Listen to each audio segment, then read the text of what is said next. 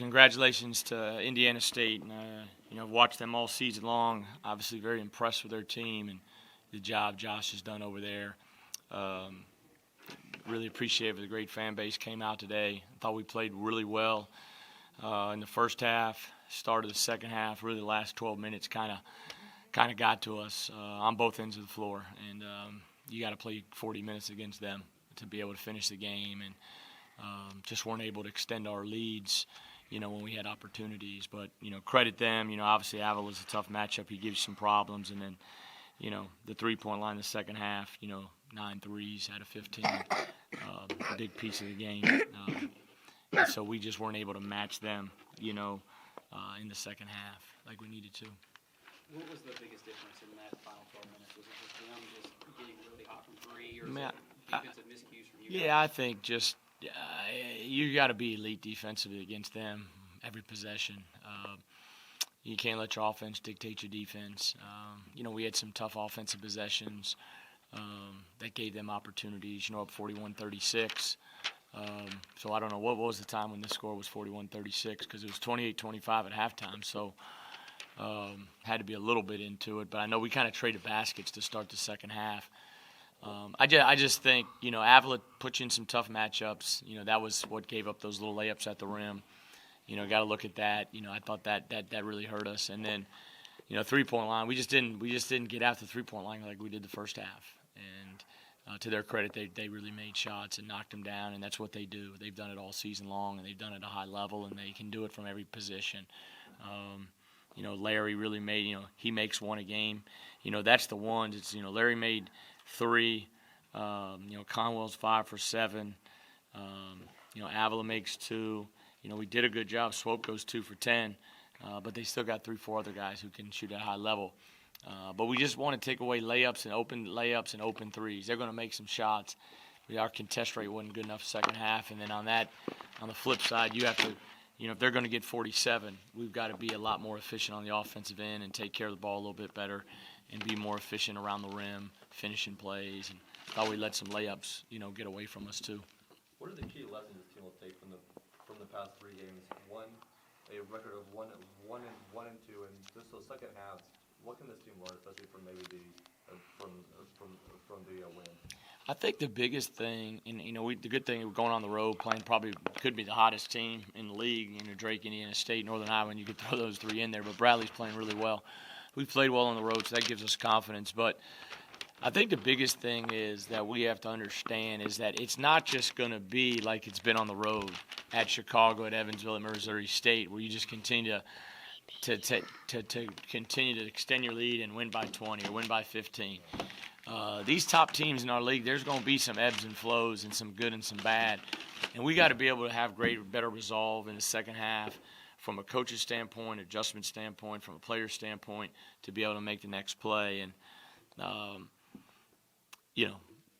we did a good job of trying to fight it. They got it to 10. We kept trying to get it down to 6 or so. We just could never missed a 3, or, it was layup. We just couldn't finish and execute the way we needed to. And so, but I think we just have to understand that, man, these games, they're all really hard. They're all hard, home and road, and that they're going to have their run. I mean, we were up 5, so they could get up, 5, and we've got to be able to respond. And we just haven't responded better in the last 10 minutes of both games at home. And so that's on all of us. That's on me, and then that's on the guys. And I've got to help them do a better job in those situations. Coach, second half, y'all had a little run there where y'all had some turnovers, several possessions in a row, I thought. Yeah. So y'all tried to jam into Nick. Was that what was going Yeah, on? we were trying to get inside. We were trying to establish the post. I thought it was really good for us for a lot of piece of the game, but it became a little feast or famine there because we turned it over a lot getting in there, and just got to be better in our post ups, but better in our post feeds, play inside out. I mean, that's how we got our first couple threes in the second half from that standpoint. So we just got to do a better job in that situation, And then I thought I wanted to keep Nick out there. I probably should have had them get Nick out. I thought we needed him out there because it gives us something around the basket, which I thought you need to really go at Avila if you're going to beat them. You've got to be able to establish something in the paint. You got to have some tempo with it. And I thought we did that for the majority of the game, but we didn't do it in crucial times.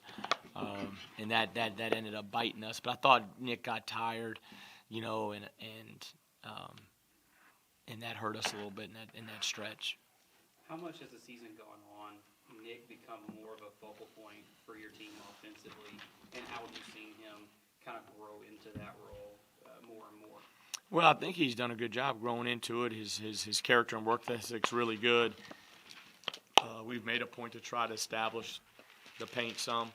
Because you're going to be good, you got to be able to get easy baskets and layups and play points at the rim, and he gives us the ability to do that. And then, you look at our shot distribution: 11, 8, 11, 10, 9. I mean, it's pretty even, from that standpoint. And so, but all those guys are very, very capable scorers, But in these games, you have to play at your best, and we weren't at our best for 40 minutes. We were at our best. But we were at a good level for about 30, and that's what really hurt us. Coach, looking at the turnovers, you forced 11 from the first half.